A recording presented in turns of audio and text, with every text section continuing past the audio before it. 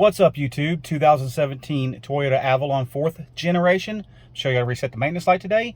If you haven't subscribed to my channel, please subscribe so I continue to make videos like this to make your life easier. Let's get started. Now, the first thing we're going to do is we're going to turn our key on engine off.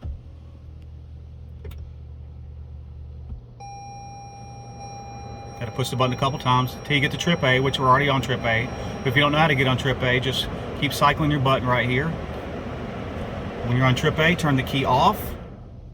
Now, hold the button down, then turn the key back on until you see everything light up, and it's going to say reset maintenance data. Just keep holding it. That's probably because the key's been on for a while and the battery's getting a little weak.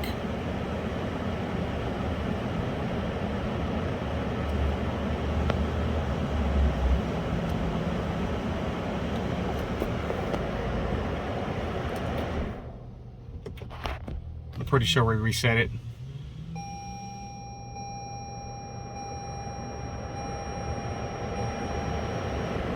Yeah, it's reset because it's not showing start the car up.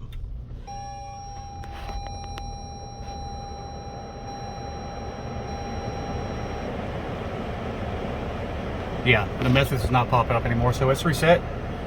Sorry about that charging system indicator.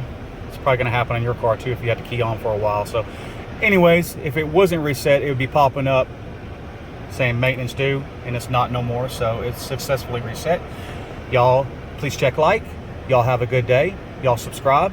Have a good day. Peace out, YouTube.